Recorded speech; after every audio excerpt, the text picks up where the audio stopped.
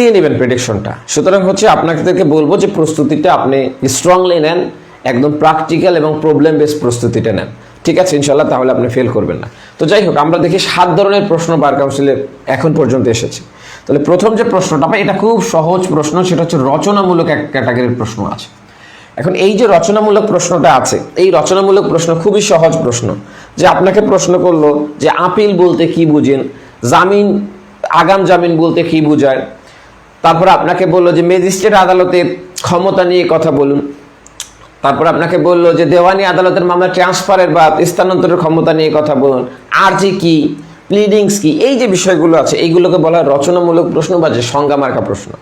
এখন এই যে সংজ্ঞা মার্কা প্রশ্ন আছে, এইগুলো থেকে বার কাউন্সিল প্রশ্ন করে থাকে এবং এখান থেকে আমরা যদি প্রিভিয়াস ইয়ারে দেখতে পাই, এই বছর লাস্ট ইয়ারটা ছিল, সেখানে বেশ কিছু কোশ্চেন ছিল, বাট আমরা যদি 21, 22, 23 যে এক্সামগুলো হয়েছে সেখানে আমরা দেখি রচনামূলক প্রশ্নের সংখ্যা খুব কম।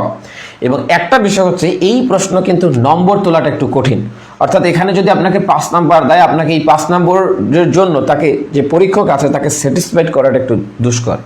এই কারণে আমরা এই রচনামূলক প্রশ্নগুলো দেখতে পাই, যে রচনামূলক কোশ্চেন প্রত্যেক বছরই কিছু না কিছু থাকে এবং প্রত্যেকটা টপিকের উপর কিছু রচনামূলক প্রশ্ন আসে। তো গেল প্রথম প্যাটার্নের কোশ্চেন। দ্বিতীয় যে প্যাটার্নের কোশ্চেনটা দেখতে পাই, এই কোশ্চেনটাকে বলা হয় যে ইংরেজি টার্ম দিয়ে কিছু কোশ্চেন থাকে, ইংরেজি টার্ম। তাহলে ইংরেজি টার্ম দিয়ে কিছু কোশ্চেন থাকে, এই ইংরেজি টার্ম দিয়ে বেশ কয়েক ক্যাটাগরির কোশ্চেন থাকে। মূলত আমরা 2 ক্যাটাগরির কোশ্চেন দেখতে পাই ইংরেজি টার্ম দিয়ে। প্রথম যে ক্যাটাগরির কোশ্চেনটা আসে, এটা হচ্ছে একটা ডক্ট্রিন রিলেটেড কোশ্চেন আসে, ডক্ট্রিন। আচ্ছা, দ্বিতীয় যেটা আছে সেটা হচ্ছে এই যে আপনারা ম্যাক্সিমাম স্টুডেন্ট যারা বার কাউন্সিলে পরীক্ষা দেন তারা বাংলায় পড়তে অভ্যস্ত, তাহলে তাদেরকে একটু কনফিউজ করার জন্য, তাদেরকে একটু দ্বিধায় ফেলানোর জন্য তারা আরেকটা ধরনের ট্রিক্স ব্যবহার করে। সেটা হচ্ছে আপনার একটা ধারার যে শিরোনামটা আছে, সেই শিরোনামটা একটু ইংরেজিতে লিখে দেয়, অথবা ধারার যে মূল বিষয়বস্তু আছে সেটাকে একটু ইংরেজিতে লিখে দিয়ে বলে যে এটা ব্যাখ্যা করো, ঠিক আছে। তাহলে এই ধরনের প্রশ্ন আমরা দেখতে পাই। তাহলে এখন আমরা একটু দেখি যে এই যে ইংরেজি টার্ম থেকে বললাম 2 ধরনের কোশ্চেন আসে। যেমন আমি যদি বলি এরকম, extension period of certain cases, এটা ব্যাখ্যা করুন। যদি আমি বলি extension of period certain cases, অথবা ধরেন আমি যদি এটা বলি যে every suit shall be institute in the court competent to, মানে হ্যাঁ, lowest grade competent to try it, তাহলে এটা ব্যাখ্যা করুন। তাহলে দেখেন এই রকমের ইংরেজি যে শব্দগুলো আছে বা ইংরেজি যে বিষয়বস্তুগুলো আছে, এই বিষয়বস্তুগুলো দিয়ে প্রশ্ন করে। যেমন আমি এইটাই লিখি, extension of period in certain cases. তাহলে আমি যদি এটা দিয়ে বলি যে এই কনসেপ্টটা আপনি ব্যাখ্যা করেন, এখন আপনি যদি ইংরেজিতে কাঁচা থাকেন তাহলে কিন্তু আপনি আসলে এর অর্থই বুঝতেছেন না, কোন ধারা থেকে আসছে এটাই আইডেন্টিফাই করতে পারছেন। এটা কিন্তু সেকশন 5-এর বিষয়বস্তু, ঠিক আছে। তাহলে এইভাবে ইংরেজির টার্ম থেকে আপনাকে ধাঁধায় ফেলানোর জন্য এই রকমের প্রশ্ন করা হয়। এখন আবার বলছি ডক্ট্রিন দিয়ে প্রশ্ন করে। যেমন আপনি কিন্তু জানেন যে যেমন আপনি জানেন 403 ধারায় কি বলা আছে। এখন আপনাকে যদি দিয়ে দিল যে ডবল জিওপার্ডি কাকে বলে, অথবা এটার যে ল্যাটিন টার্মটা আছে সেটা দিয়ে দিল, হ্যাঁ। আপনি জানেন সেকশন পেনাল কোডের সেকশন 76-এ কি আছে, এটা আপনি জানেন, কিন্তু এখানে আপনাকে দিয়ে দিল ওইটার যে ডক্ট্রিনটা আছে সেইটা দিয়ে দিল, ঠিক, যে ignorance of law not excusable but ignorance of fact excusable, এইটা দিয়ে দিল যে এইটা আপনি ব্যাখ্যা করেন, তাহলে কিন্তু আপনি কনফিউশনে পড়ে যাবেন। তো এইটা হয়। তো আপনি যদি দেখেন যে এই বছর ছাড়া আগের যে বছরগুলো ছিল সেই বছরগুলোতে এই রকমের কনফিউজ করার জন্য ইংরেজিতে টার্ম দিয়ে কোশ্চেন এসেছে, এবারও এসেছে, স্টোপেলের রিলেটেড যে কোশ্চেনগুলো এসেছে। তো সুতরাং এইটা হচ্ছে বিষয় যে আপনাকে ইংরেজি টার্মও মাথায় রাখতে হবে। ওকে, আপনারা একটু দ্রুত যুক্ত হয়ে নেবেন, আপনাদের ফ্রেন্ডদেরকে একটু মেনশন দিবেন, কে কোথা থেকে যুক্ত হলেন জানাবেন, লাইভটা শেয়ার করে দিবেন। আপনারা যারা আজকের সেশনের পর বা আমাদের সাথে আমরা বলি যে আমাদের লিখিত প্রস্তুতি আমাদের 100% কমপ্লিট একটা প্রিপারেশন হবে, আমাদের বাইরে কিছুই পড়তে হবে না। অনলাইনে ক্লাস শুরু 30 অক্টোবর, 29 তারিখ পর্যন্ত আমরা ভর্তি নিচ্ছি। অফলাইনে 31 তারিখ ফ্রি ক্লাস আছে, 7 তারিখ অফলাইনের প্যাকেজ শুরু 7 তারিখে। আর আপনারা যারা প্রিলি শুরু নিতে চান তারা 29 তারিখে একটা ব্যাচ আছে প্রিলির, তো উপরের নাম্বারে প্রিলি রিটেন ভাই বা যে কোনো ব্যাচের জন্য উপরের নাম্বারে যোগাযোগ করতে পারেন। তাহলে সেকেন্ড যে প্যাটার্নটা আছে সেটা আমরা দেখলাম। থার্ড যে প্যাটার্নের কোশ্চেনটা আসে, এই থার্ড প্যাটার্নের কোশ্চেনটাকে আমরা বলে থাকি বিশ্লেষণমূলক প্রশ্ন। এবং আমাদের কিন্তু প্রত্যেকটা package complete package, note, model test, review class, সম্ভাব্য প্রশ্নপত্র সব কিছু আপনি এখানে পেয়ে যাবেন। অর্থাৎ আমাদের বাইরে এক অক্ষরও পড়তে হবে না, কোনো গাইড পড়তে হবে না, কোনো বই পড়তে হবে না। বিশ্লেষণমূলক প্রশ্ন, এখন এই যে বিশ্লেষণমূলক প্রশ্ন, সেই বিশ্লেষণমূলক প্রশ্নটাকে আমরা দুই ধরনের প্রশ্ন দেখি। এক ধরনের প্রশ্ন পাই যেটাকে আমরা বলে থাকি খুব সিম্পল প্রশ্ন, সিম্পল। আর এক ধরনের কোশ্চেন পাই যেটা হচ্ছে প্র্যাকটিক্যাল। আচ্ছা, ধরেন সিম্পল যে কোশ্চেনগুলো আছে সেই সিম্পল কোশ্চেনগুলো কীরকম হতে পারে বিশ্লেষণ ধর্মী প্রশ্ন, যে আপনাকে বলতে পারে যে কনস্ট্রাকটিভ রেট চুরি কাটার যে বিধান আছে সেই বিধানটা কোন কোন ক্ষেত্রে প্রয়োগ হয়, কোন কোন ক্ষেত্রে প্রয়োগ হয় না লিখুন। এটা কিন্তু একটা বিশ্লেষণ ধর্মী প্রশ্ন। আপনাকে যেমন এবার একটা প্রশ্ন এসেছিল যে স্বেচ্ছাধীন ক্ষমতা 42 ঘোষণামূলক মামলা যে স্বেচ্ছাধীন ক্ষমতা আছে, সেই স্বেচ্ছাধীন ক্ষমতার একটা বিশ্লেষণ আপনাকে চেয়েছে, আপনারা অনেকে 22 যারা অ্যান্সার করে এসেছেন, ঠিক আছে। তো যাই হোক, যে বিষয়টা সেটা হচ্ছে এই রকমের বিশ্লেষণমূলক প্রশ্ন করে বা এই রকম বিশ্লেষণমূলক কোশ্চেন করতে পারে, ঠিক আছে। তো এটা হচ্ছে একদম সিম্পল বিশ্লেষণমূলক কোশ্চেন যেটা আপনি একটু মাথা কাটালেই পারবেন। কিন্তু আর একটা ধরনের কোশ্চেন আছে যেটা হচ্ছে মোস্ট প্র্যাকটিক্যাল বিশ্লেষণ ধর্মী প্রশ্ন। যেমন এবার এসেছিল যে আপনার সেকেন্ড অথবা থার্ড যে এফআইআরটা আছে সেটা এফআইআর ইনফরমেশনটা এফআইআর হিসেবে ট্রিট হবে কি না, এই ধরনের কোশ্চেন এসেছিল। আপনার ইউডি কেস এটা কখন আসলে এফআইআর হিসেবে ট্রিট হতে পারে। আবার যেমন হচ্ছে আপনার জিডি এটা কি এফআইআর হিসেবে ট্রিট করা যায় কি না, ঠিক আছে। এগুলো কিন্তু সব বিশ্লেষণ ধর্মী প্রশ্ন। তারপর আপনার যেমন যেটাকে আমরা বলে থাকি ডিসচার্জ হেয়ারিং এর সময় আপনি কি কি গ্রহণ করতে পারেন, মামলা আমলে গ্রহণ না করে ম্যাজিস্ট্রেটকে বিচার করতে পারেন কিনা, ঠিক আছে। এখন এই যে কোশ্চেনগুলো যেগুলো বললাম এই কোশ্চেনগুলো কিন্তু সিম্পল না, প্র্যাকটিক্যাল। অর্থাৎ আপনাকে প্র্যাকটিক্যাল নলেজ এখানে থাকতে হবে বা প্র্যাকটিক্যাল জ্ঞান আপনার থাকতে হবে। প্লে অফ অ্যালিভেট দাবি ডিসচার্জ শুনানির সময় শোনা যায় কিনা, ঠিক আছে। তদন্ত কর্মকর্তা তদন্তকালীন যে সময় আছে সেই সময় কোন মামলায় গ্রেফতার করতে পারে, কোন মামলা তিনি গ্রেফতার করতে পারে না। এই যে কোশ্চেনগুলো আছে যেগুলো একটু ঘুরিয়ে পেঁচিয়ে প্র্যাকটিক্যালি হলে এটা একটা বিশ্লেষণ ধর্মী প্রশ্ন হয়ে যায় এবং আমরা দেখি হিউজ টাইপস অফ প্রশ্ন এখান থেকে আসে। এবং সব থেকে গুরুত্বপূর্ণ যে জায়গাটা, আপনি যদি খুব সহজে মার্ক তুলতে চান তাহলে এই প্রবলেম এবং বিশ্লেষণ এই দুইটা জায়গায় আপনার সলিড নম্বর অর্থাৎ আপনার 100% নম্বর গ্যাদার করার যে সুযোগ আছে এই দুইটা জায়গা থেকে আপনার সুযোগ আছে, ঠিক আছে। সুতরাং এইখানে ভালো করলে আপনি খুব ভালো করার সুযোগ আছে। আচ্ছা, তাহলে আশা করি এটাও বুঝতে পেরেছেন যে দুই ক্যাটাগরির প্রশ্ন আসা, সিম্পল এবং প্র্যাকটিক্যাল বিষয়গুলো কোথায় পাবেন, কোর্টে যেতে হবে না, কোনো কোর্টে যাওয়ার দরকার নাই, বিচার প্রক্রিয়া পড়লেই হবে। প্র্যাকটিক্যাল বিষয়গুলো ওখান থেকে আসে, যত এক্সেপশনাল কোশ্চেন আসে সবগুলো বিচার প্রক্রিয়া থেকে আসে এবং হুবহু বিচার প্রক্রিয়া থেকে আসে। এবারও যে কোশ্চেনগুলো ছিল মানে এক্সেপশনাল বিচার প্রক্রিয়া দিয়ে দিয়েছে আগেরবার সববারই, ঠিক আছে। বিচারপতি হামিদুল্লাহ স্যারের যে বইটা আছে ওটা দেখতে পারেন। এরপরে আমরা যে কনসেপ্টটা নিয়ে কথা বলবো সেটা হচ্ছে আমরা যেটাকে বলি ফ্যাক্ট বেসড কোশ্চেন বা যেটাকে আমরা বলে থাকি প্রবলেম কোশ্চেন। তাহলে ফ্যাক্ট বেসড কোশ্চেন বা প্রবলেম বেসড কোশ্চেন জি আপনারা আইনের বিভিন্ন গ্রুপে শেয়ার করতে পারেন এবং যারা শেয়ার করবেন তাদের মধ্য থেকে একজন আমাদের যে স্পেশাল হ্যান্ড নোট আছে এটা জিতে নেবেন, ওকে। তাহলে ফ্যাক্ট বেসড কোশ্চেন বা যেটাকে আমরা বলে থাকি প্রবলেমেটিক যে কোশ্চেনটা আছে, এই প্রবলেমেটিক কোশ্চেনের ক্ষেত্রে 3 প্যাটার্নের কোশ্চেন আসে। প্রথম যে প্যাটার্নের কোশ্চেন আসে এটা খুব সহজ, উদাহরণ দিয়ে দেয়, হুবহু উদাহরণ দিয়ে দিল। আপনি যেমন বিশেষ করে এসআর অ্যাক্ট, পেনাল কোড এই সকল যে ধারা আছে এটার হুবহু উদাহরণ থেকে প্রশ্ন আসে। যেমন আপনি একটা বিস্কিট দেখে একটা কুকুরকে আপনার পিছে নিয়ে গেলেন, এটা কি হলো, কোন অপরাধ হলো, এটা কুকুর চুরি হয়ে গেল, হ্যাঁ। আচ্ছা, আপনি একটা কুকুরের মুখোশ খুলছেন, অন্য একজনের দিকে জানে তেড়ে যায় এই জন্য, তাহলে আপনি বা তাকে ভয় দেখানোর জন্য এটা কেমন অপরাধ হলো, এই রকমের যে কোশ্চেনগুলো আসে হুবহু উদাহরণ থেকে আসে। একজন লোক রাস্তা থেকে হেঁটে যাচ্ছে, আপনি তার হাঁটার পথে কিছু ঘাস ফসলা দিয়ে রাখলেন যাতে তিনি যে কি বলে গর্তে পড়ে যায় এবং মারা যায় এটার জন্য, তাহলে এটা কেমন অপরাধ হবে, এবং তিনি মারা গেল কেমন অপরাধ হবে। এই যে কোশ্চেনগুলো আছে এইগুলো কিন্তু হুবহু উদাহরণ থেকে কোশ্চেন করা হয়। তাহলে এই উদাহরণ থেকে এক ধরনের কোশ্চেন আমরা পাই যেগুলো আমরা দেখি। সেকেন্ড যে প্যাটার্নটা আছে, এখন আচ্ছা এর আগে একটু কথা বলি, আপনার কি সব বইয়ের সব উদাহরণ পড়তে হবেন ব্যাপারটা এমন না, একটু বুদ্ধিমান হলে আপনি এটা পারবেন। যেগুলো এক্সেপশনাল উদাহরণ, অর্থাৎ একটা জিনিস আপনি স্বাভাবিক চোখে দেখে বুঝতে পারতেছেন এইটা হবে, একটা জিনিস আপনি স্বাভাবিক চোখে দেখে বুঝতে পারবেন এটা চুরি হবে, একটা জিনিস আপনার স্বাভাবিক দেখে বুঝতে পারছেন এটা খুন হচ্ছে, তাহলে কিন্তু এই কোশ্চেন আপনাকে করবে না। যেটা আপনার স্বাভাবিক দৃষ্টিতে মনে হয় যে এইটা হবে না, এই উদাহরণটা আপনি দেখেন, এইটা কাজে দিবে, ঠিক আছে, পরীক্ষার জন্য। সুতরাং সব উদাহরণ দেখতে হবে না, বলে দিব কোন সাবজেক্টের কোন উদাহরণগুলো আপনাকে দেখতে হবে। সেকেন্ড যে কোশ্চেনটা আমরা পাই, সেকেন্ড যে ফ্যাক্ট বেস কোশ্চেনের মধ্যে, এটাকে আমরা বলে থাকি এটা হচ্ছে কেস ল থেকে কিছু কেস ল বা প্র্যাকটিক্যাল থেকে কিছু ফ্যাক্ট আসে বা প্র্যাকটিক্যাল।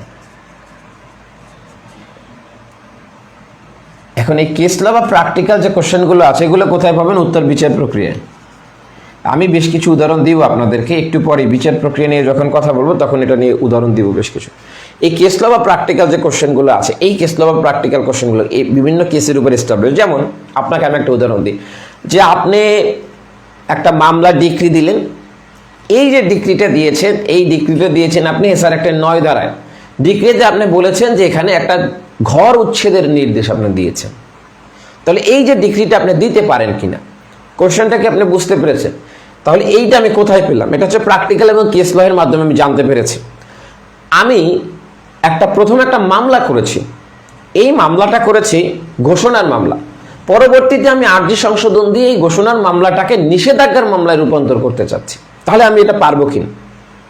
ঠিক আছে, তাহলে এই যে বিষয়গুলো আছে, এই বিষয়গুলো কিন্তু আপনার সাধারণ যে বই পুস্তক আছে, আপনার যে বের একটা আছে, এটাই কভার করবেন। তাহলে এটা জানতে হলে বললাম যেটা, সেটা হচ্ছে বিচার প্রক্রিয়া বইটা অনুসরণ করতে পারেন, এখান থেকে এই কোশ্চেনগুলো করা হয়। ঠিক আছে, তারপর ধরেন 3 জন অপরাধী আছে, এদের 3 জনকেই দণ্ডিত করা হয়েছে, একজনে আপিল করেছে। এখন এই আপিলের ক্ষেত্রে বাকি 2 জন খালাস পাওয়ার সুযোগ আছে কিনা, তাহলে এই যে প্রবলেমগুলো আছে এইগুলো এখান থেকেই আসে। এটা একদম 100% কনফার্ম বিচার প্রক্রিয়া থেকে আসে। থার্ড যে প্যাটার্নটা আছে, থার্ড যে বিষয়টা বলতে চাচ্ছি সেটা হচ্ছে আপনার এই ফ্যাক্ট বেস বা কোশ্চেন দিয়ে। ওকে, আপনারা একটু শেয়ার দিয়ে ডাউন লিখবেন যারা আমাদের সাথে যুক্ত হতে চান। 30 তারিখ রিটেন বুস্টার প্যাকেজ শুরু হচ্ছে, একদম বেসিক থেকে প্রবলেম সব কিছু এই আঙ্গিকে পাবেন। 7 প্যাটার্নের একটু দেখাবো যে কি কি পড়তে হয়, সব কিছুই দেখাবো। এটার একদম অ্যানালাইজ করে একদম শুরু করা হবে এবং আপনাদের এর বাইরে কিছুই পড়তে হবে না। থার্ড যে প্রশ্নটা আসে সেটা আসে একটু বেসিক কনসেপ্ট থেকে, একটা ধারার বেসিক কনসেপ্ট থেকে এই কোশ্চেনটা আসে। যেমন আপনাকে বলা হলো যে এসি ল্যান্ডের কাছে আপনি একটা নামজারির আবেদন করেছেন, আপনার নামজারিটাকে নামঞ্জুর করা হয়েছে, আপনি দেওয়ানি আদালতে মামলা করেছেন, এই মামলাটা আসলে মেইনটেইনেবল কিনা। আপনি একটা আদালতে, সহকারী জজ আদালতে একটা দেওয়ানি মামলায় মিথ্যা সাক্ষ্য দিয়েছেন, আপনার বিরুদ্ধে বিরোধী পক্ষ একটা মামলা করেছে নিজে বাদী হয়ে, তাহলে এই মামলা মেইনটেইনেবল কিনা। তাহলে এই যে বিষয়গুলো আছে, এই বিষয়গুলো কিন্তু বেসিক কনসেপ্ট, যেগুলো আপনার হচ্ছে আপনার মূল যে আইন আছে সেই মূল আইনেই আছে, বাট এটাকে আপনাকে একটু বিশ্লেষণ করে জানতে হবে। ঠিক আছে, তাহলে এই বেসিক কনসেপ্ট থেকে আমরা কিছু প্রশ্ন দেখতে পাই। তাহলে প্রবলেম থেকে এই 3 ধরনের বিষয় আসে। 3 ধরনের বিষয় উদাহরণ তো বইতেই পেলেন এবং এক্সেপশনালগুলো একটু পড়লেন, আর বাকিগুলো হচ্ছে আপনি বিচার প্রক্রিয়া অনুসরণ করতে পারেন। বিশ্লেষণের ক্ষেত্রে বিচার প্রক্রিয়া অনুসরণ করতে পারেন, ঠিক আছে, বা করবেন। তাহলে আমরা মোটামুটি 4টা প্যাটার্ন দেখে ফেললাম। এরপর যে পঞ্চম যে প্যাটার্নটা আছে, সেই পঞ্চম প্যাটার্নটা নিয়ে আমরা একটু কথা বলবো। পঞ্চম প্যাটার্নে যে বিষয়টা বলা আছে, এখানে মূলত মুসাবিদা থেকে কোশ্চেন আসে। তাহলে মুসাবিদা থেকে 2 ধরনের প্রশ্ন আমরা পাই। একটা প্রশ্ন পাই সেটা হচ্ছে আমরা মুসাবিদা থেকে প্রথম যে কোশ্চেনটা পাই, এটাকে আমরা বলে থাকি যে মামলার যে আছে, মামলা রেডি করতে বলে একটা, এটা হতে পারে দেওয়ানি অথবা ফৌজদারি, সিভিল অথবা ক্রিমিনাল। আর একটা পাই দরখাস্ত, বিভিন্ন ধরনের দরখাস্ত আমরা দেখতে পাই। দরখাস্ত যেমন আমরা আপিলের জামিনের দরখাস্ত দেখতে পাই, সময় মঞ্জুরের দরখাস্ত দেখতে পাই, ইনজাংশনের দরখাস্ত, এইরকম বিভিন্ন দরখাস্ত আমরা দেখতে পাই। এখন এই মুসাবিদা পাঠ্য হলে আপনাকে যে কাজটা করতে হবে, বেসিক কনসেপ্টটা ক্লিয়ার রাখতে হবে, ফরম্যাটটা মনে রাখতে হবে, জাস্ট কন্টেন্টটা চেঞ্জ করতে হবে। অর্থাৎ মুসাবিদার ক্ষেত্রে যদি আপনি মামলার মুসাবিদা পাঠতে চান, তাহলে আপনাকে জাস্ট 3টে অংশ মনে রাখতে হবে। যদি আপনি দরখাস্তের মুসাবিদা পাঠতে চান, আপনাকে জাস্ট 3টে অংশ মনে রাখতে হবে, তাহলে আপনি এনাফ। অর্থাৎ একটা মামলার প্রথম অংশ, বডি, শেষ অংশ। একটা দরখাস্তের প্রথম অংশ, বডি, শেষ অংশ। আপনার সবসময় যে বডিটা আছে বা যে মূল যে অংশটা আছে, মানে যে অংশটা আপনার হচ্ছে প্রথম অংশ, তো পক্ষদের নাম থাকে, আদালতের নাম থাকে, আদালতের যে বিষয় নিয়ে মামলা করতে যাচ্ছেন বা দরখাস্ত করতে যাচ্ছেন এই বিষয়গুলো থাকে, এই বিষয়গুলো সেম। পরের যে অংশটা থাকে আপনার যে সত্যপাঠের যে বিষয়গুলো থাকে, আইনজীবীর যে স্বাক্ষর থাকে, আপনার যে তফসিলের যে উল্লেখ থাকে, চৌহদ্দি থাকে, এগুলো সেম। জায়গাটা চেঞ্জটা আসে কোথায়? চেঞ্জটা আসছে বডিতে। অর্থাৎ কজ অফ অ্যাকশন, আপনি ধরেন ঘোষণামূলক মামলার যে কজ অফ অ্যাকশন আর আপনার হচ্ছে এই নিষেধাজ্ঞার মামলার যে কজ অফ অ্যাকশন, আবার রিসিভারের আপনার হচ্ছে বাধ্যতামূলক নিষেধাজ্ঞার যে কজ অফ অ্যাকশন, অস্থায়ী নিষেধাজ্ঞা বা চিরস্থায়ী নিষেধাজ্ঞার মামলার কজ অফ অ্যাকশন সেম হবে না। তার যে রেমিডিটি আপনি ক্লেম করছেন এটার রেমিডি সেম হবে না। দলিল বাতিলের যে কজ অফ অ্যাকশন আর আপনার নিষেধাজ্ঞার মামলার কজ অফ অ্যাকশন সেম হবে না। তাহলে এই যে বিষয়গুলো বললাম সেটা হচ্ছে আপনাকে জানতে হবে আপনি কিসের ড্রাফট করতে চান, সেই ড্রাফট অনুযায়ী এইটা ধরেন আমি যদি বলি যে আমি দলিল বাতিল করতে চাই, তাহলে তো আমি এইটা লিখবো না যে একজন ব্যক্তি আমার কাছে দলিল ছিনিয়ে নিয়ে যেতে চাচ্ছে, এইটা লিখবো কজ অফ অ্যাকশন না। তাহলে আমাকে দেখাতে হবে দলিল বাতিল কোন শর্তে হয়। যদি দলিলটা হয় ভয়েড অথবা ভয়েডেবল, তাহলে আমাকে দেখাতে হবে যে কেউ আমার সাথে প্রতারণা করেছে অথবা কেউ আমার সাথে দলিলটা জালিয়াতি করে দলিলটা করেছে। তাহলে জাস্ট কজ অফ অ্যাকশনটা ডিপেন্ড করে আপনি যদি পিরিয়ডটা বা প্রার্থনা যেটা চাবেন এটা যদি পার্থক্য করে ফেলতে পারেন, তাহলে আপনার যে কোনো মুসাবিদে একটা ফরম্যাট শিখলে সব মুসাবিদে পড়া সম্ভব। দরখাস্তর ক্ষেত্রে একটা ফরম্যাট শিখলে সব মুসাবিদা সম্ভব, ঠিক আছে? তাহলে এই মুসাবিদা থেকে কোশ্চেন আসে, এটা নিয়ে আর ডিটেল আলাপ করব না। এরপরে যে কোশ্চেনটা বা যে প্যাটার্নটা আমরা পাই সেটা হচ্ছে পার্থক্য। পার্থক্যর ক্ষেত্রে আপনাকে একটা জিনিস মনে রাখতে হবে যে আপনাকে পৃথিবীর সব পার্থক্য পড়তে হয় না। পার্থক্য কোনগুলোর আসে? যেগুলোর হচ্ছে সিমিলারিটি আছে, যেগুলোর মধ্যে মিল আছে সেগুলোর মধ্যে অমিল জানতে চায়, আর কিছু না। যেমন আপনার খুনের সাথে কখনোই অপহরণের পার্থক্য আসবে না, অপহরণের সাথে কখনোই ডাকাতির পার্থক্য আসবে না, চুরির সাথে কখনোই আপনার হচ্ছে বেআইনি সমাবেশের পার্থক্য আসবে না। তাহলে যে কনসেপ্টগুলোর সিমিলারিটি আছে আপনাকে বলে এটার পার্থক্যটা করেন। দ্যাট মিনস খুন নরহত্যার মধ্যে একটা সিমিলারিটি আছে, সেকশন 22 সিপিসির সেকশন 24-এর মধ্যে একটা সিমিলারিটি আছে, legal set up equitable set আপের মধ্যে একটা সিমিলারিটি আছে। তাহলে আপনাকে পৃথিবীর সব পার্থক্য পড়তে হবে না, যে পার্থক্যগুলোর মধ্যে যে বিষয়গুলোর মধ্যে সিমিলারিটি আছে আপনাকে সেইগুলো জানতে হবে। 7 নাম্বার যে প্যাটার্নটা আমরা পাই সেটা হচ্ছে এই প্যাটার্নটাকে আমরা বলে থাকি যে নজির। এই নজির থেকে মূলত হচ্ছে বিশ্লেষণ, নজির, ফ্যাক্ট বেস কোশ্চেন, তিনটা প্রায় কাছাকাছি। নজির থেকে স্পেসিফিক্যালি এইভাবে কোশ্চেন করে বলে যে যেমন কনফেশনের উপর ভিত্তি করে কি কাউকে দণ্ড প্রদান করা যায়, নজির সাপেক্ষে উল্লেখ করেন। অথবা ডাইং ডিক্লারেশন, এই ডাইং ডিক্লারেশনের সাক্ষ্যগত মূল্য নজিরের আলোকে ব্যাখ্যা করেন। রিভিশন আদালতের ক্ষমতা নজিরের আলোকে ব্যাখ্যা করুন। তাহলে এই যে বিষয়টা স্পেসিফিক্যালি যদি আপনাকে বলে দেয় যে আপনাকে এই নজিরটা বা নজিরের আলোকে ব্যাখ্যা করতে, তখন স্পেসিফিক কেসের নাম দিয়ে এটা বলতে হয়। তাহলে এখন পর্যন্ত যে নজিরগুলো এসেছে ম্যাক্সিমাম নজিরগুলো আপনার বিচার প্রক্রিয়া যেগুলো আছে এগুলো থেকেই ঘুরিয়ে পেঁচিয়ে এগুলো থেকে আসে। তাহলে এই যে 7 প্যাটার্নের যে কোশ্চেনটা আমরা দেখলাম, বার কাউন্সিলে এর বাইরে কোনো কোশ্চেন করা হয় না।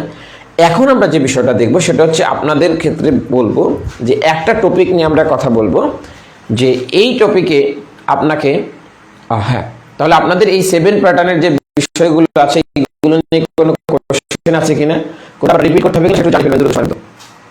যদি কোনো কিছু রিপিট করতে হয় তাহলে বলবো, আর যদি রিপিট না করতে হয় তাহলে আমরা একটু আপনাদের প্রস্তুতি নিয়ে কথা বলবো, প্রস্তুতিটা আপনি কিভাবে শুরু করতে পারেন সেটা নিয়ে কথা বলবো। আর যদি কোনো কোশ্চেন থাকে তাহলে সেটা শুনবো, সেই সাপেক্ষে আলাপ করব বা সেই সাপেক্ষে কথা বলবো। ওকে, একটু দ্রুত জানিয়ে ফেলবেন। আচ্ছা, এখন ধরেন আপনার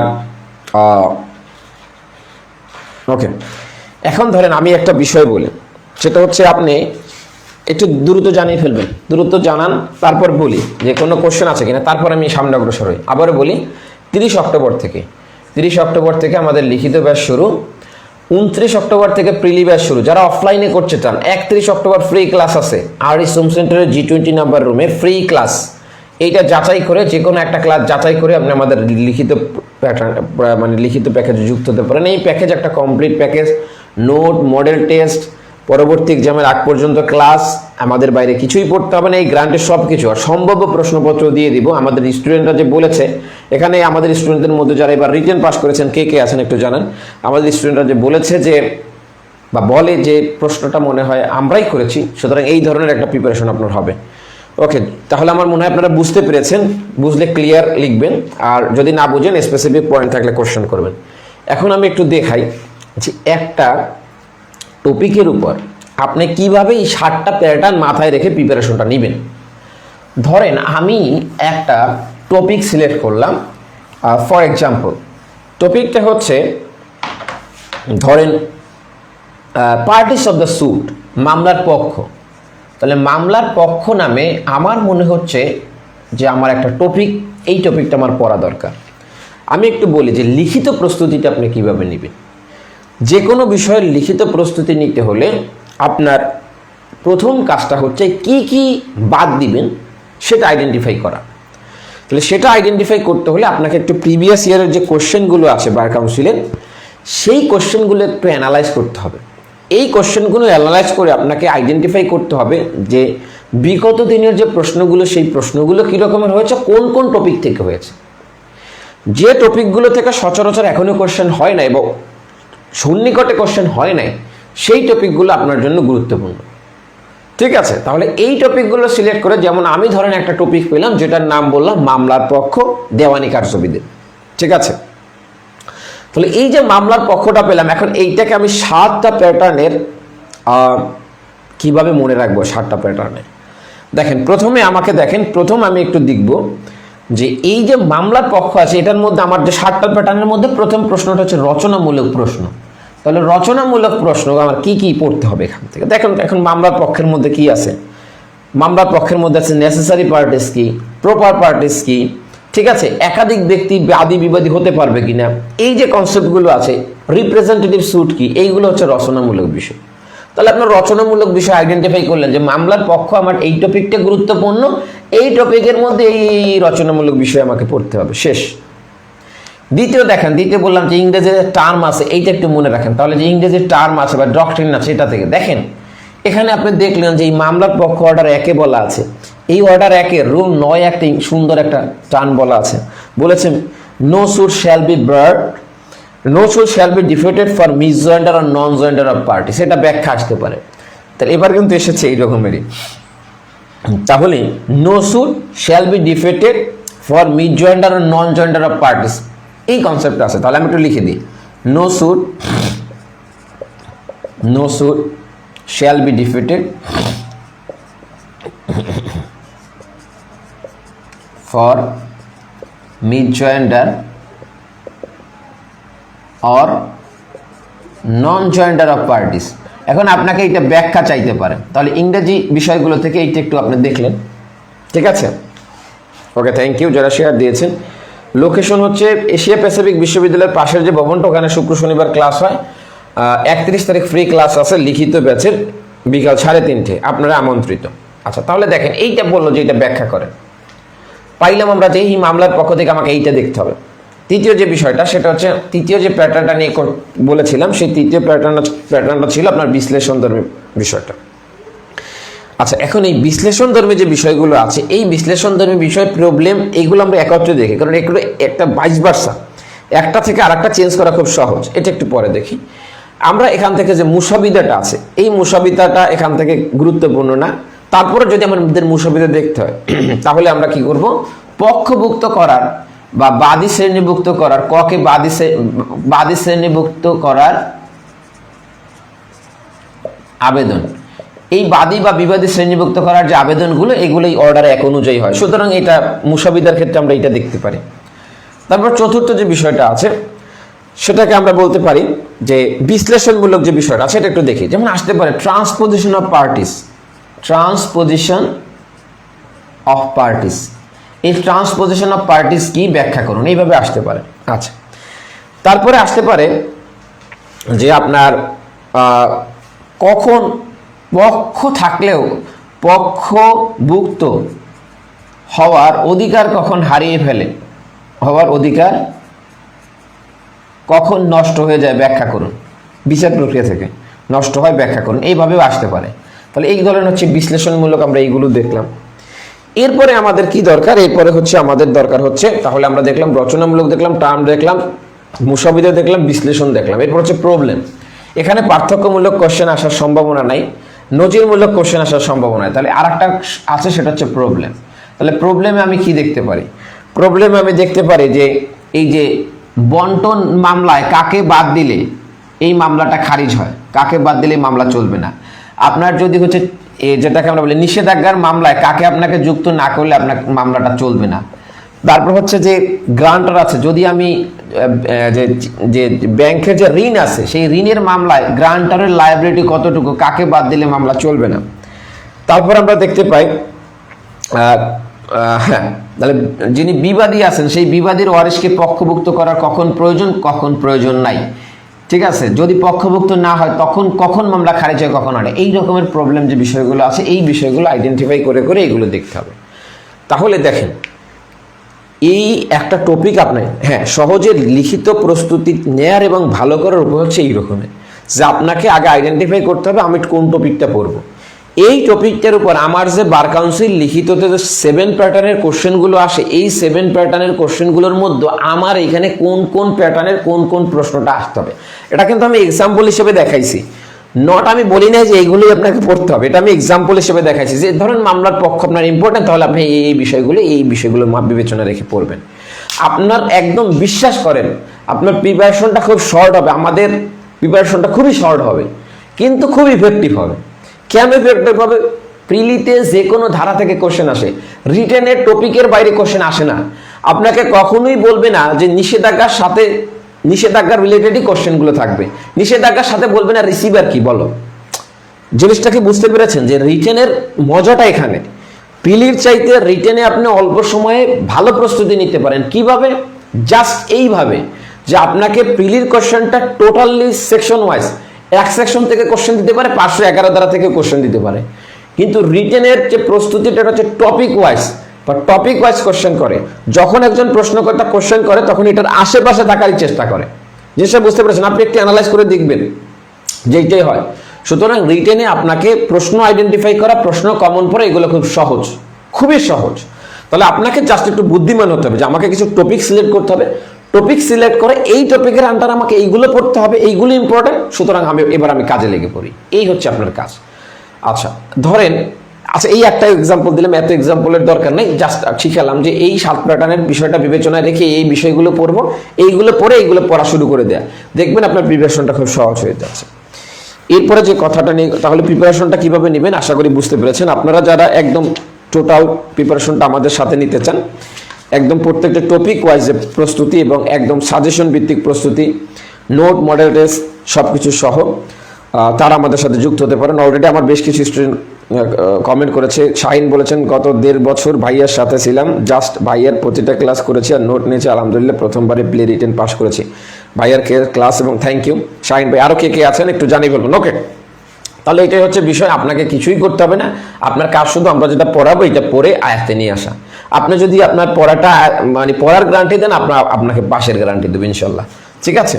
আচ্ছা এখন একটু বলি, সেটা হচ্ছে দেখেন 3 ধরনের প্রশ্ন যেগুলো হচ্ছে ম্যাক্সিমাম নাম্বার তোলা যায় এবং যেগুলো হচ্ছে বেশিরভাগ আসে।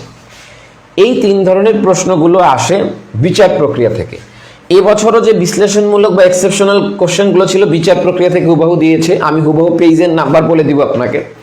আচ্ছা, আর যেটা আর কি বলতেছিলাম, তো এখন এই বিচার প্রক্রিয়াটা আপনি কিভাবে পড়বেন সেটা নিয়ে একটু কথা বলি। বিচার প্রক্রিয়া বার লিখিততে যদি আপনাকে ভালো করতে হয় তাহলে আপনাকে বিচার প্রক্রিয়াটা পড়তে হবে। এখন দেখেন বিচার প্রক্রিয়া যে বইটা আপনারা অনেকে কিনেছেন, কেনার পরে এটাকে রেখে দিয়েছেন বা পড়তে পারেন না বা পড়ার সাহস করেন না। এটার কারণটা কি? এটার কারণটা হচ্ছে এই বিচার প্রক্রিয়াটা আমি অন্তত 25 বার পড়েছি। আপনাকে যদি একটা ক্যাপাসিটি অর্জন করতে হয় তাহলে এটাকে অনেকবার পড়তে হবে। কেন এটাকে অনেকবার পড়তে হবে? কারণ এখানে দেখবেন অনেকগুলো মামলার ফ্যাক্ট সুন্দরভাবে দেয়া, একদম টপিক ওয়াইজ দেয়া, বাট আপনারা এটা আইডেন্টিফাই করা খুব কঠিন। বুঝতে পেরেছেন যে আপনাকে তো প্রশ্ন বুঝে আইডেন্টিফাই করতে হবে, আপনারা আইডেন্টিফাই করাটা খুব কঠিন। এখন আপনাকে কি করতে হবে?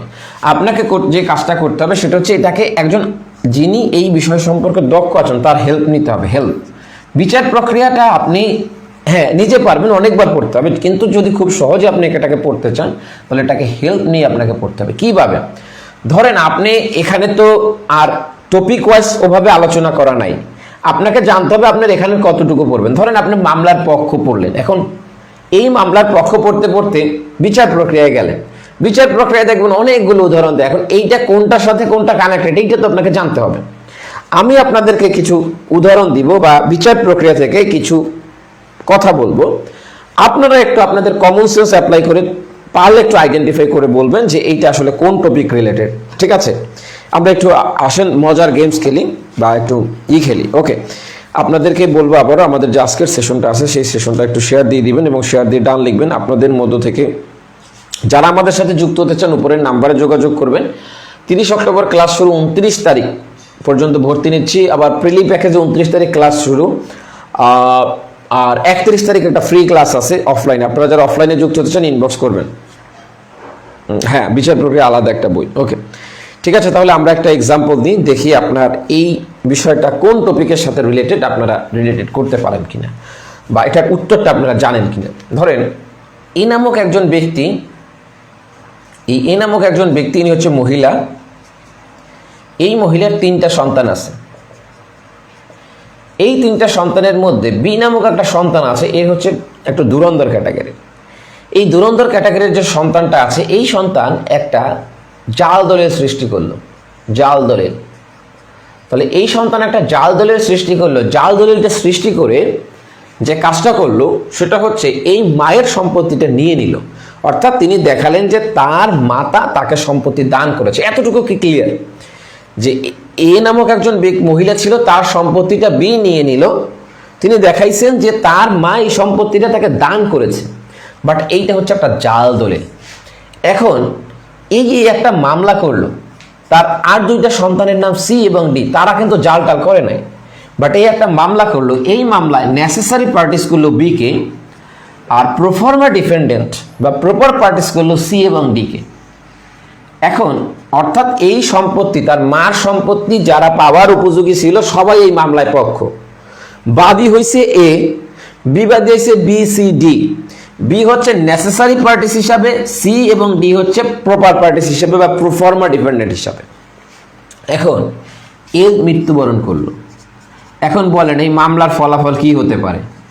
মামলার ফলাফলটা কি হতে পারে? মামলাকে খারিজ হবে, কারণ এর কোনো উত্তরাধিকার এই মামলার বাইরে নাই, যারা আছে সবাই বিবাদী। তাহলে কি হবে? আমি আপনাদেরকে অপশন দিই। 1 নম্বর হচ্ছে মামলা কি খারিজ হবে, 2 নম্বর হচ্ছে মামলায় কি রিজেকশন অফ প্লেন বা আর্জি প্রত্যাখ্যান হবে,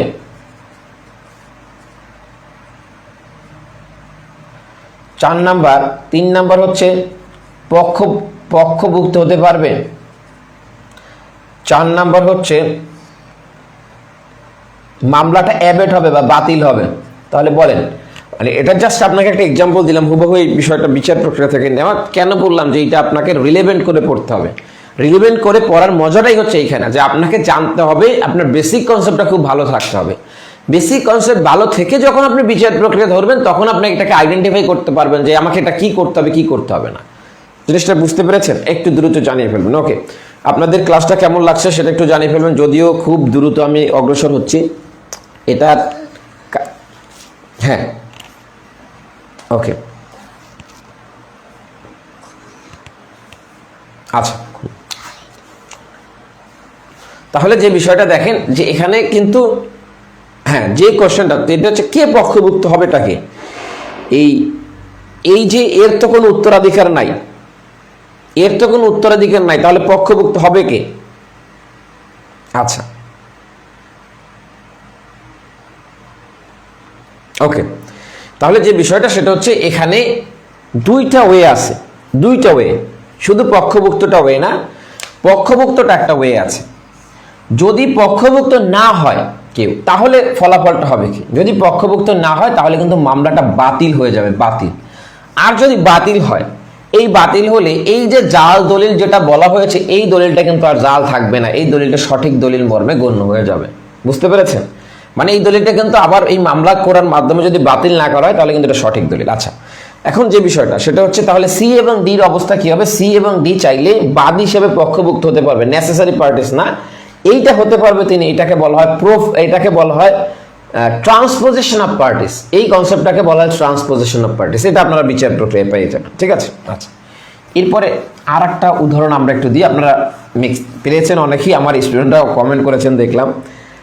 ওকে হ্যাঁ, এরপরে যে বিষয়টা দেখেন, আপনারা অনেকেই তো আছেন দেখলাম যে কমেন্টে দেখি, এটা তো সব আমার স্টুডেন্ট। আচ্ছা, এখন দেখেন একটা বিষয় বলি, সেটা হচ্ছে আপনারা একটা কনসেপ্ট জানেন। কনসেপ্টটা হচ্ছে যদি আরজি কেউ সংশোধন চায়, তাহলে আরজি যদি সংশোধন হয় তাহলে এই আরজিতে এমন কোনো পরিবর্তন করা যাবে না, সেটা হচ্ছে মামলার চরিত্র পরিবর্তন করা যাবে না। কি করা যাবে না? মামলার চরিত্র পরিবর্তন করা যায় না। অর্থাৎ আপনি একটা মামলাকে অন্য মামলা বানাই ফেলতে পারবেন না। ঠিক আছে, এখন আপনাকে আমি একটা উদাহরণ দিই, আপনি একটু উত্তর করার চেষ্টা করবেন। সেটা হচ্ছে একজন ব্যক্তি একটা সত্য ঘোষণার মামলা করলেন, সত্য ঘোষণার মামলা। এই সত্য ঘোষণার মামলা করার পরে তিনি এই মামলাটাকে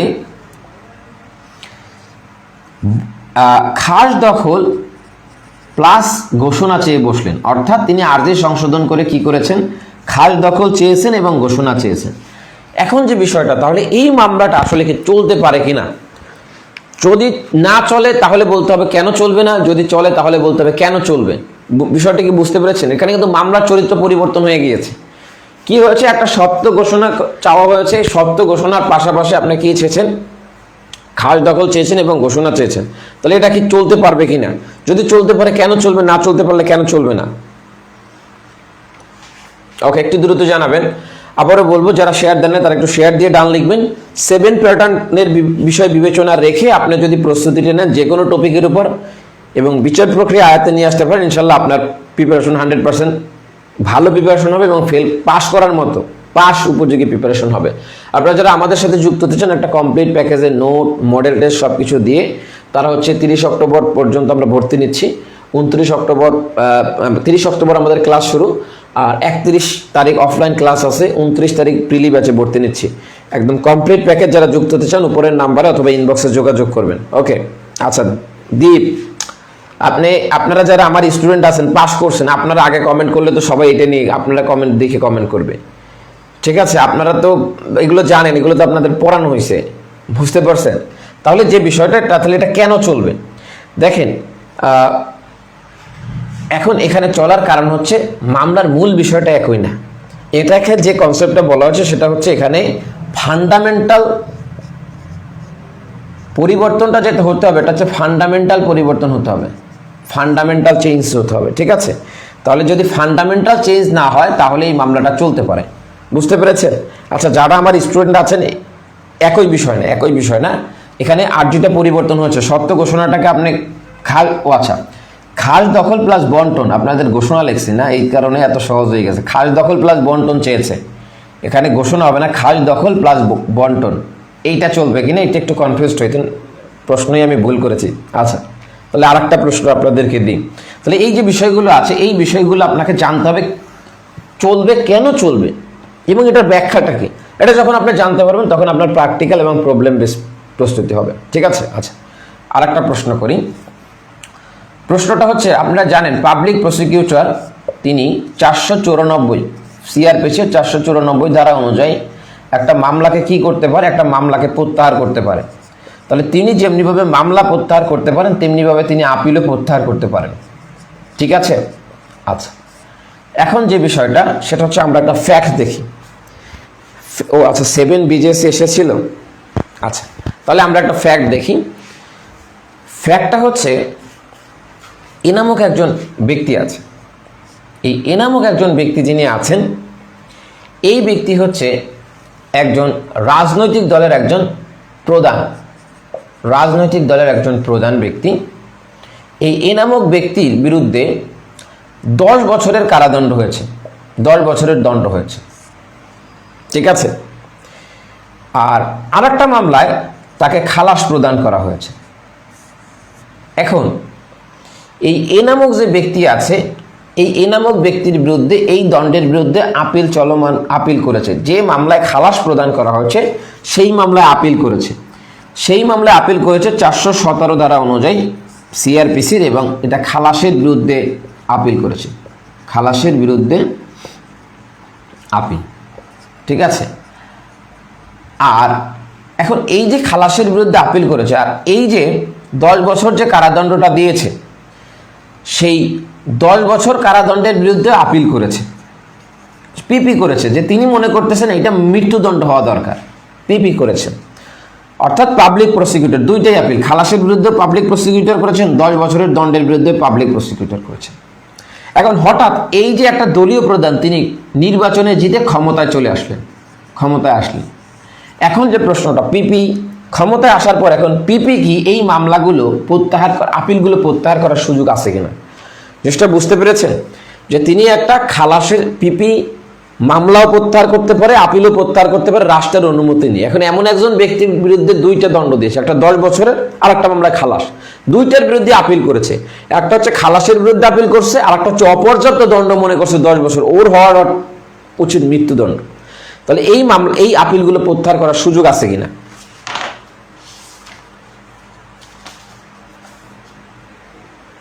ওকে, একটু জানিয়ে ফেলবেন দ্রুত। আপনারা যারা আমাদের সাথে প্রস্তুতি নিতে চান উপরের নাম্বারে যোগাযোগ করবেন। আপনারা ছাড়াও আপনাদের যে সকল বন্ধু বান্ধব আছে, একটা লং টাইমে প্রিপারেশন হবে, এক্সামের আগ পর্যন্ত ক্লাস হবে, নোট সবকিছু নিয়ে আমাদের বাকি এই চ্যালেঞ্জ আমরা করতেছি, প্রতি টপিক ধরে ধরে সাজেশন ভিত্তিক একটা দুর্দান্ত ক্লাস হবে, ঠিক আছে? এবং আমাদের স্টুডেন্টরা যেমন বলে যে আপনার ছাড়ার কিছুই পড়ি নেই, আপনারও সেম, কোনো নোট পড়তে হবে না, কোনো গাইড পড়তে হবে না, বিচার প্রক্রিয়া আপনাকে পড়তে হবে না, যতটুকু লাগবে ততটুকু আমি পড়াই দিব, ঠিক আছে? একদম টপিক ধরে ধরে। তো আপনারা যারা যুক্ত হতে চান, কোশ্চেন না বলতে কিওয়ার্ড লিখবেন, আমি সেটা আবার রিপিট করব। যদি কোশ্চেন বুঝে থাকেন উত্তর দেওয়ার চেষ্টা করবেন, ভুল হলে কোনো সমস্যা নাই। দুইটাই কি, প্রশ্নটা হচ্ছে দুইটাই কি প্রত্যাহার করতে পারবে? দুইটা না হলে কোনটা প্রত্যাহার করতে পারবে, নাকি কোনোটাই প্রত্যাহার করতে পারবে না? পারবে না ইব্রাহিম মোল্লা? আচ্ছা, তাহলে কোনোটাই পারবে না। ওকে, কিওয়ার হচ্ছে একজন ব্যক্তির বিরুদ্ধে 10 বছরের দণ্ড দিল, খালাস দিল, আরেকটা মামলায় খালাস দেওয়ার দণ্ড দিয়ে 10 বছরের যে দণ্ডটা দিয়েছে এর বিরুদ্ধে আপিল করছে, খালাসের বিরুদ্ধে আপিল করছে, অপর্যাপ্ত হিসাবে একটা করছে 417 এ অনুযায়ী, আর একটা করছে 417 অনুযায়ী। এখন উনি সরকারের ক্ষমতায় আসছে, এখন এই মামলাটা প্রত্যাহার করতে চায়, তাহলে প্রত্যাহার করার সুযোগ আছে কিনা? হ্যাঁ, অনলাইন ক্লাসটা রেকর্ডেড থাকবে, কোনো কারণে মিস করলে আপনি আবার দেখে নিতে পারবেন। আচ্ছা, হ্যাঁ, নাজমিন আহমেদ তো স্টুডেন্ট, আচ্ছা ঠিক আছে। তাহলে দেখেন এইখানের যে উত্তরটা হবে, এখানের উত্তর হবে আপনি একটা আপিল প্রত্যাহার করতে পারবেন, আর একটা পারবেন না। যে আপিলটা আপনার 417 এ ধারা অনুযায়ী করছেন, এটা প্রত্যাহার করা মানে হচ্ছে দণ্ড বহাল থাকে, এটা আপনি পারবেন। কিন্তু আপনি 417টা পারবেন না। কেন পারবেন না? কারণ আপনি পারবেন না হচ্ছে এটা কিন্তু আইনে কোনো বাধা নাই, এটাকে বলা হয় পাবলিক পলিসি, এটা হচ্ছে পাবলিক পলিসির বিরুদ্ধে যায়, এই কারণে উচ্চ আদালতের রায় অনুযায়ী এটা পারবেন, এটা বিচার প্রক্রিয়া থেকে নেওয়া। সুতরাং যে বিষয়গুলো আছে দেখেন, একটা পারবেন, আর একটা কিন্তু আপনি পারবেন না। দুইটাই যারা পারবেন না বলেছেন তারা কিন্তু রং হয়েছে, ঠিক আছে? তো সুতরাং কেন পারবেন এটা আপনাকে জানতে হবে, কেন পারলে পারবে এটা আপনাকে জানতে হবে। তাহলে একটা হচ্ছে পাবলিক পলিসির বিরুদ্ধে, এই কারণে আপনি পারবেন না। তাহলে দেখেন, জেনারেল কনসেপ্টের বাইরে গিয়ে আপনাকে জানতে হবে, প্র্যাকটিক্যাল নলেজ আপনাকে গ্যাদার করতে হবে যদি রিটেনে ভালো করতে হয়। এবং আবারও বলি যে নেক্সট টাইম যারা রিটেন দেবেন তারা খুব সতর্ক হয়ে যান, স্মরণকালের সব থেকে কঠিন পরীক্ষায় আপনি মুখোমুখি হতে যাচ্ছেন, ঠিক আছে? এটা সতর্ক, এবং আপনি আমার প্রেডিকশনটা মাথায় রাখেন, বুঝতে পারছেন? যাই হোক, আশা করি এটা বুঝতে পেরেছেন। এখন আর একটা বিষয় দেখি, সর্বশেষ একটা বিষয় দেখবো, এরপরে আজকের ক্লাস শেষ করব। জাস্ট আপনাদের সাথে একটু গেম খেলা বলতে পারেন, অথবা আপনাদেরকে একটু মেমোরাইজ করে দেওয়া, ঠিক আছে? আচ্ছা দেখেন, এইটা 2টা কোশ্চেন আমি করব, আপনারা একটু উত্তর দেওয়ার চেষ্টা করবেন যে এইটা কোন জায়গা থেকে প্রশ্নটা করেছি আর ফলাফলটা কি হবে। লাস্ট কোশ্চেনটা হচ্ছে, একটা মামলা প্রথমে হয়েছে, এই মামলায় এ নামক একজন ব্যক্তি ছিল, এই এ নামক একজন ব্যক্তি তিনি বিবাদী করেছেন, বি নামক একজন ব্যক্তিকে বিবাদী করেছেন, ঠিক আছে? এখন এই এ নামক ব্যক্তি তিনি হচ্ছেন মালিক, বিবাদী যিনি ব্যক্তি, বি নামক যিনি ব্যক্তি আছেন তিনি হচ্ছে বর্গা চাষী। এই যে বর্গা চাষী আছে, যে কোনো জায়গায় পাবেন, নীলক্ষেতে পাবেন, এটা যে কোনো জায়গায় পাবেন। তাহলে বি নামক যে ব্যক্তিটা আছে, সেই বি নামক ব্যক্তিটা হচ্ছে বর্গা চাষী, এ নামক ব্যক্তি হচ্ছে মালিক। এখন এই একটা সম্পত্তি আছে, ল্যান্ড, এই ল্যান্ডটা এ বিকে চাষ করতে দিয়েছে, চাষ করতে দেওয়ার পরে বি এটা চাষ করতেছে, কিন্তু হঠাৎ টাকা পয়সা দেয় একে বন্ধ করে দিয়েছে। প্রথম যে মামলাটা হয়েছে, এই মামলায় এ বির বিরুদ্ধে এই বর্গা চাষের টাকা আদায়ের মামলা করছে, টাকা আদায়ের মামলা করছে, ঠিক আছে, টাকা আদায়ের মামলা করছে। এই মামলায় আদালত এর পক্ষে রায় প্রদান করলো এবং বলল যে হ্যাঁ তুমি 5,000 টাকা পাবা, ঠিক আছে। আচ্ছা, কিছুদিন পর বি একটা মামলা করলো, বি ভার্সেস এ। এখন বি মামলা করলো, কিসের মামলা করলো?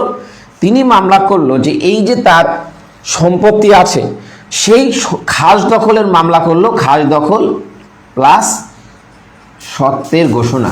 অর্থাৎ যে এই ল্যান্ডটা আছে, এই ল্যান্ডের নাম ধরেন এক্স ল্যান্ড, তাহলে এই এক্স ল্যান্ডের খাস দখল এবং সত্ত্বের ঘোষণা তিনি মামলা করলেন। এখন আপনার কাছে যে প্রশ্নটা সেটা হচ্ছে, এই যে কোশ্চেনটা করলাম এইটার টপিকের নাম কি? আগে একটু অপশন দিব না, আপনাকে একটু বের করতে হবে যে এই কোশ্চেনটা আমি কোন টপিক থেকে দিয়েছি। এইটা যদি উত্তর করেন তারপর আমি এইটার পরের কোশ্চেনটা আমি আপনাকে করব। আচ্ছা, আমাদের অনলাইন ক্লাসের পরীক্ষা পদ্ধতি কী হবে? হ্যাঁ, অনলাইন ক্লাসের পরীক্ষা পদ্ধতি হচ্ছে আপনাকে নির্ধারিত সময়ের মধ্যে নির্ধারিত দিনে আপনাকে প্রশ্নপত্র সরবরাহ করা হবে। আপনি সেই প্রশ্নের নির্ধারিত সময়ের মধ্যে উত্তর করে আমার যে হোয়াটসঅ্যাপ নাম্বার আছে আমাদের এখানে প্রেরণ করতে হবে। আমি এইটা খাতাটা আপনার দেখে যাচাই বাছাই করে আপনি কত নম্বর পেয়েছেন, কোনটায় কত পেয়েছেন, কোথায় ভুল আছে এটা আপনাকে জানাই দেবো এবং এটার উপর একটা সলভ ক্লাস নেব। বুঝতে পেরেছেন? ঠিক আছে, একটু দ্রুত জানাবেন। আসলে এটা সিপিসি বলে দিলাম, এটা সিপিসি থেকে কোশ্চেন, সিপিসি থেকে কোনটা থেকে কোশ্চেন, ঠিক আছে।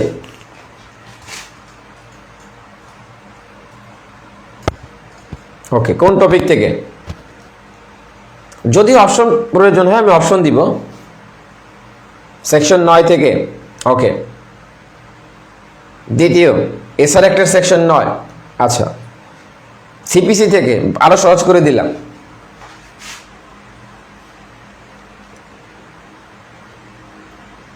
সবাই এসআর অ্যাক্টই ভাববেন, কারণ খাস দখল চাইছি, সত্ত্ব ঘোষণা চাইছি।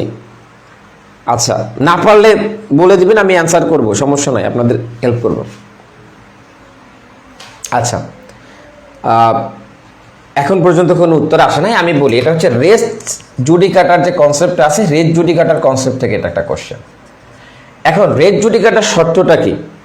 এবার আসছেন একজনে 8-এ। আচ্ছা, আপনারা কাছাকাছি নেই, অন্য আইনে চলে গেছেন। তাহলে এটা হচ্ছে রেস জুডিকাটার কনসেপ্ট থেকে। এখন বিচার প্রক্রিয়া কেন আপনাকে রিলেভেন্ট করে পড়তে হবে, এটার কারণ হচ্ছে এইটা, আপনি কিন্তু আইডেন্টিফাই করতে পারবেন না। তাহলে রেস জুডিকাটার যে কনসেপ্ট আছে, রেস জুডিকাটা মানে হচ্ছে একই পক্ষ হতে হবে। আচ্ছা, এত ভালো করে বলে দিলে তো সমস্যা। বলেন তো, এই যে পরের মামলাটা, এই পরের মামলাটা কি রেস জুডিকাটা দ্বারা বাড়িত হবে? বাড়িত কি হবে পরের মামলাটা? রেস জুডিকাটা দ্বারা বাড়িত হবে কি হবে না? আচ্ছা, কত ধারা এটা বাদ দেন? 9 ধারা এটা বাদ দেন, এটা আপনারা কাছাকাছি নাই, অনেক দূরে চলে গেছেন, বাইরে চলে গেছেন, আউট অফ ট্রাক, ঠিক আছে। একটু বলেন 42 ধারা বাদ দেন, আগে এটা বলেন রেস জুডিকাটা হবে কিনা। 11-4 হয় নাই। রেস জুডিকাটা কি প্রয়োগ হবে নাকি হবে না? সালমা খান বলছেন হবে না। 11 ধারা প্রয়োগ হবে কি হবে না এটা জানতে চেয়েছি, দ্রুত। প্রয়োগ হবে। আচ্ছা, অন্য কেউ? হবে।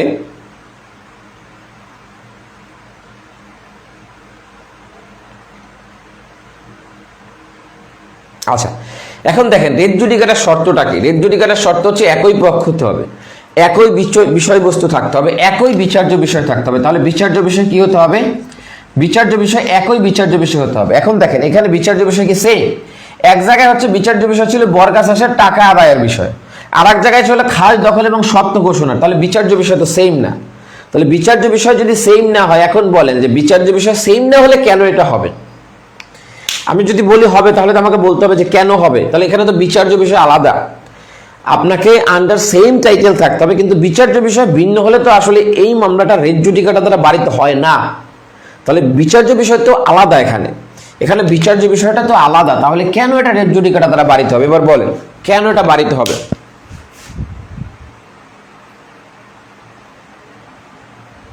সেম পার্টিস তো, এই জন্য না। আপনার রেস জুডিকাটার একসাথে অনেকগুলো কন্ডিশন পূরণ করতে হয়। Same parties, same matter, same আপনার হচ্ছে বিচার্য বিষয়, তারপর হচ্ছে পূর্বের একটা মামলা নিষ্পত্তিকৃত হতে হবে, মামলা হচ্ছে চূড়ান্ত নিষ্পত্তিকৃত হতে হবে, ঠিক আছে। তাহলে এখন যে বিষয়টা সেগুলো এখানে বিচার্য বিষয় তো ডিফারেন্ট আছে, তাহলে কেন প্রয়োগ হবে এটা বলেন।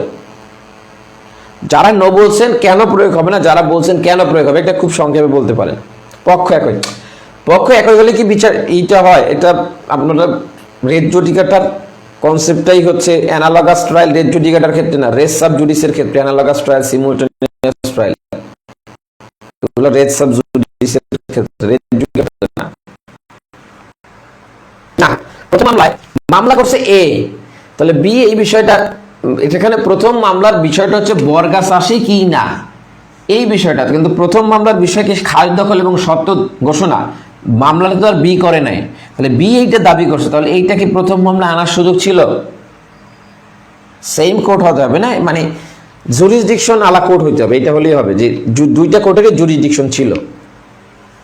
আচ্ছা, তাহলে এই যে কনসেপ্টটা আছে, এই কনসেপ্টটার কথা হচ্ছে যে এইটাকে বলা হয় ইমপ্লাইড এটাকে বলা হয় ইমপ্লাইড নিষ্পত্তি।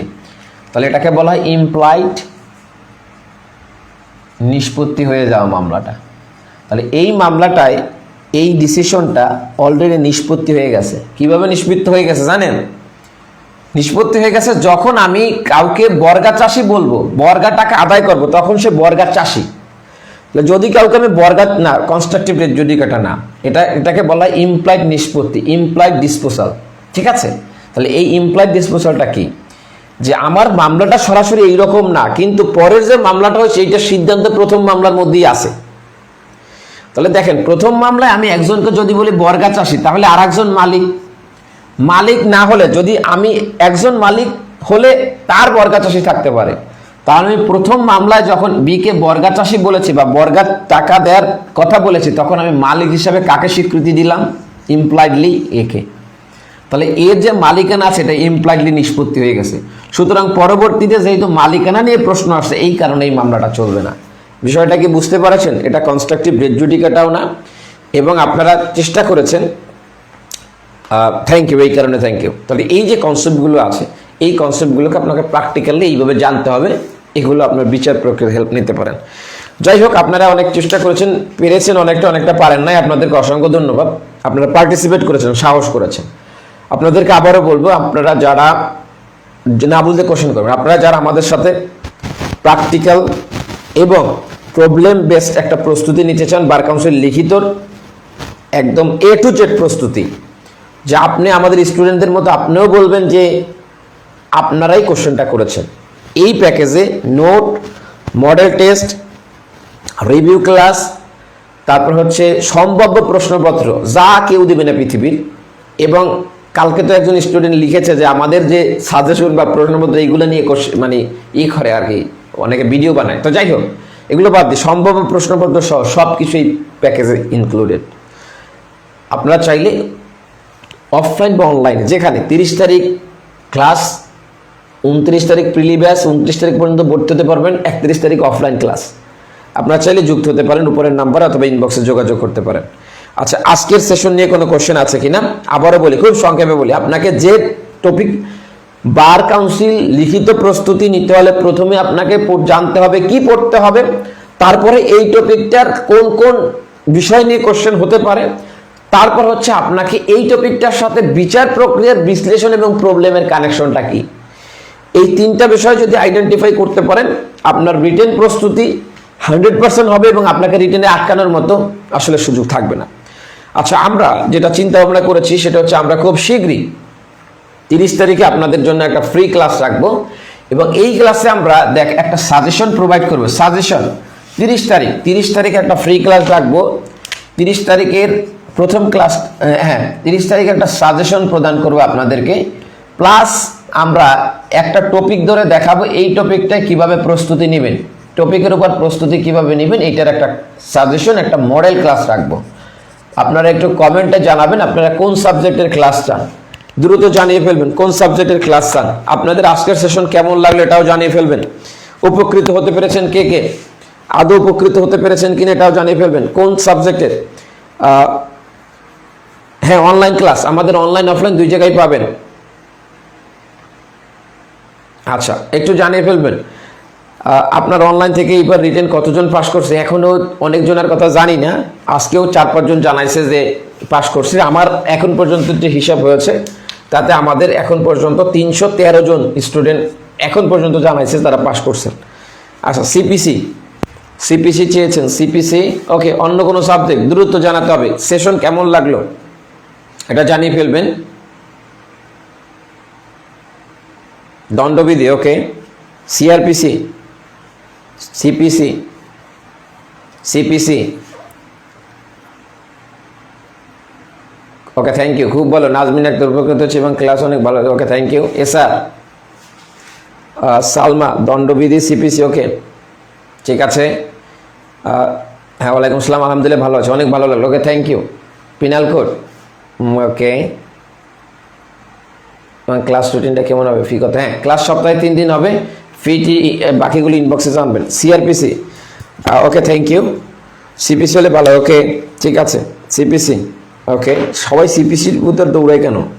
সিপিসি আচ্ছা ঠিক। সিপিসি বিজয়, সিপিসি ক্লাস নেব 30 তারিখে, সাজেশন দিব সিপিসির একটা টপিক কিভাবে পড়বেন এটা নিয়ে আলাপ করবো আজকের প্যাটার্নের, এবং এটা একটা মডেল ক্লাস হবে ইনশাল্লাহ। 30 তারিখে দেখা হবে আপনাদের সাথে। আপনারা যারা, আবারও বললাম যে একদম শুরু থেকে আপনার কিছুই জানার দরকার নেই, একদম বেসিক থেকে প্রিপারেশন শুরু করছেন, খুব অল্প পড়াই, খুব শর্টকাটে, যারা খুব অল্প পড়ে কামিয়াব হতে চান তাদের জন্য উপরের নাম্বার। 30 তারিখ অনলাইন ব্যাচ, 31 তারিখ অফলাইন ব্যাচ। নোট একদম প্রিপারেশন 100% প্রিপারেশন নেওয়ার জন্য যে সকল উপাদান লাগে সব পাবেন এখানে, ঠিক আছে। আমাদের বাইরে, আবারও বলি, আমাদের এই যারা স্টুডেন্ট আছে কমেন্ট করছে, জানেন যে আমাদের বাইরে তাদের কিছু পড়া লাগছে কিনা, আপনারও কিছু লাগবে না ইনশাল্লাহ। বার কাউন্সিল লিখিত পাস করতে আমাদের বাইরে আপনাকে কিচ্ছু করতে হবে না, অন্য কিছু। এই গ্রান্টি দিয়ে আমরা ভর্তি নিচ্ছি, এই চ্যালেঞ্জে ভর্তি নিচ্ছি। যারা যুক্ত হতে চান উপরের নাম্বারে যোগাযোগ করবেন। ভালো থাকবেন, শুভরাত্রি। যারা পার্টিসিপেট করছেন অসংখ্য ধন্যবাদ। সিপিসির ক্লাসে আবার দেখা হবে আপনাদের সাথে। 30 তারিখের আগে যুক্ত হয়ে যাবেন ইনশাল্লাহ। শুভরাত্রি।